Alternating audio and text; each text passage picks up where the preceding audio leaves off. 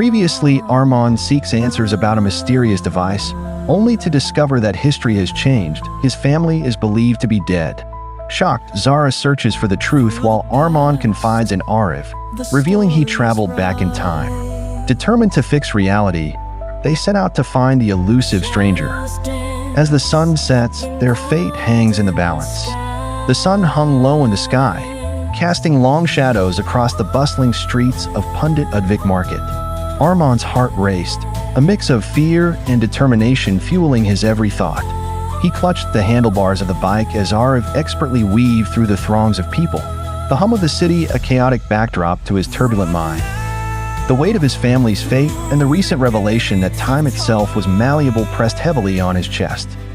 Okay, bro. Arif shouted over the roar of the engine. Here we are. Let's start our investigation from nearby people. Armaan nodded, his gaze unfocused, lost in the possibilities.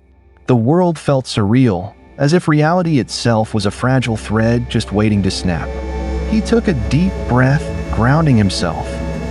Let's split up for a while, he suggested, trying to sound more composed than he felt. Right. I'll hit the shops on the right. You go ask the locals. Arif replied, his voice steady, but Armaan could sense the tension coiling beneath the surface. As they parted ways, Armaan scanned the market.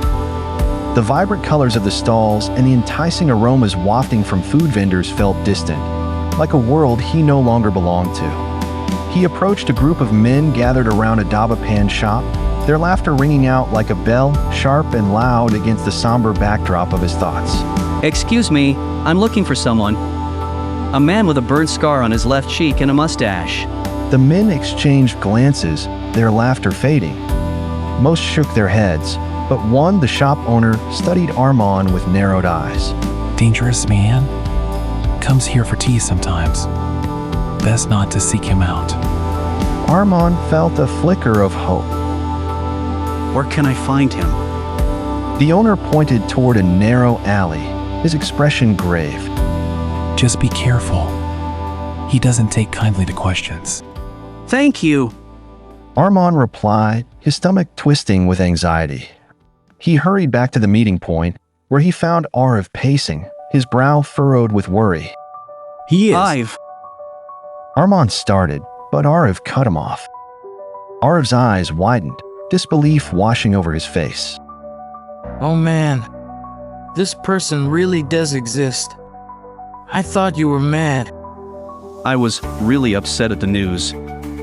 Armaan said, feeling the familiar ache of grief. You participated in our family's Adam Sanskar. It needs a lot of explanation, but did you find any clue? Arif's voice dropped to a whisper, urgency threading through his words. He lives nearby in the next alley, maybe. The tailor said he's a lazy person who only appears on weekends.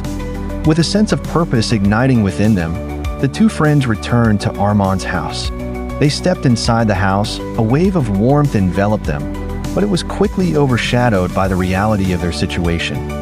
Zara stood in the living room, her presence both a balm and a reminder of their loss. Arif, she exclaimed, her expression a mix of surprise and relief. You were at my funeral? Arif scratched the back of his head, his eyes darting between the siblings. Yeah, it was surreal. But you look very much alive now, he said, forcing a smile. Zara's gaze shifted to Armaan, concern etched on her face. Did you tell him everything? Armaan nodded. Yes. All of it. The trio stood in a tense silence, the weight of their shared tragedy hanging in the air. Finally, Arif broke the silence with a mischievous grin. So, who's going to take the role of the beggar? Armaan and Zara exchanged puzzled looks, and Zara raised an eyebrow. You're joking, right? Why are you looking at me like that? Arif laughed, a spark of mischief igniting in his eyes. Fine. It's me, as always. Zara chuckled, the sound of small comfort amidst their turmoil. Okay, then. Let's do this. After half an hour of planning, they settled on their strategy. Armaan would disguise himself as a hawker, while Arif would take on the role of the beggar. Zara, with her keen instincts, would keep watch for any signs of mysterious stranger.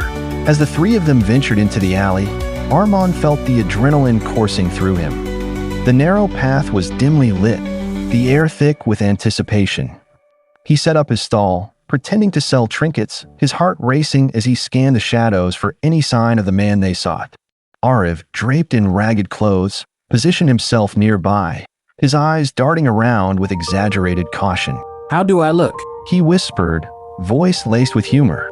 Armaan replied, a smirk tugging at his lips despite the seriousness of their mission.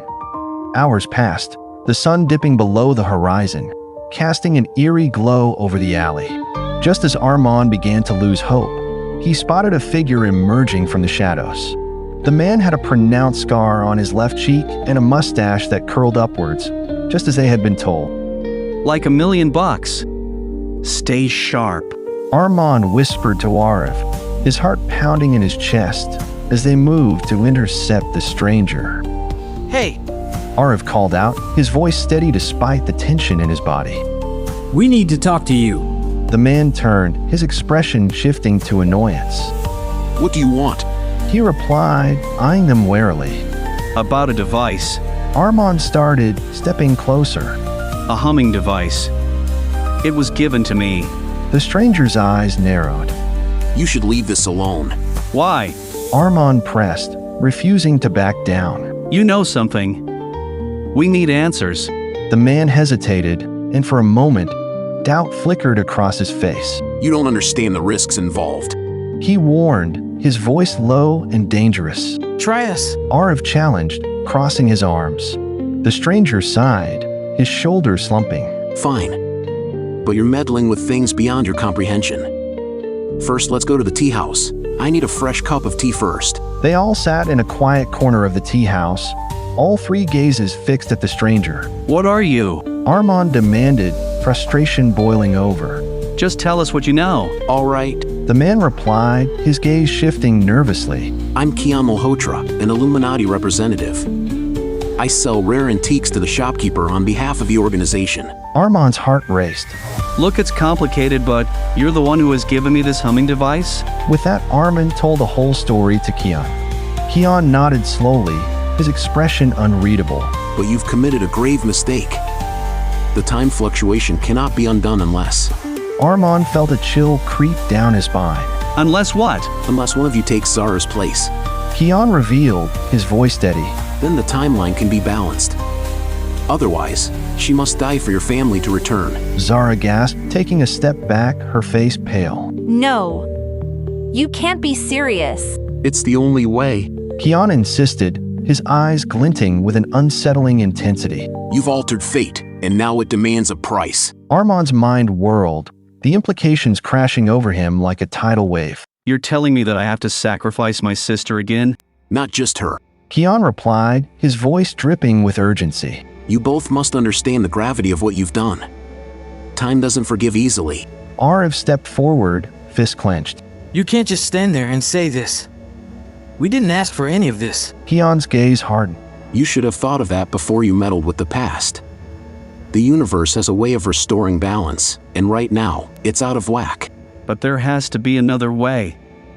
We can't just accept this. Kian shrugged, the weight of his words heavy in the air. You've already sealed your fate, and now you must confront the consequences. But know this, the choice is yours. As the reality of their situation sank in, Armaan felt the ground shift beneath him. It was a cruel twist of destiny, one that would change everything. He looked at Zara, her eyes wide with fear, and the bond they shared felt more fragile than ever. Zara. He started, his voice thick with emotion. Don't say it.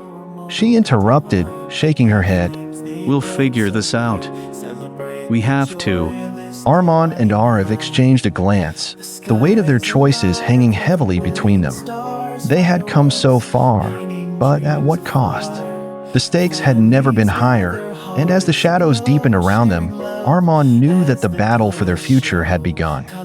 They stood together, facing Kian, brimming with uncertainty but fueled by a fierce determination. We won't let destiny dictate our lives. Armaan declared, his voice steady despite the storm raging inside him. We will find another way. Kian regarded them with a mix of respect and pity, a faint smile playing on his lips. Then prepare yourselves. The journey ahead will test your resolve like never before. With that, he turned and left the tea house, leaving Armaan, Zara, and Arav standing at the precipice of their fate, the echoes of their choices reverberating in the stillness of the night. The path ahead was fraught with danger, but they would face it together, bound by love and the unbreakable ties of family. Opening hearts, unlocking doors, a festival of endless light. Celebrate the Diwali night. Prayers rise as the bells ring clear. A time of peace, no need for fear. Sweet aromas fill the air, a gift of love beyond compare. Children's laughter, skies ablaze, golden hues in a fiery haze. Hope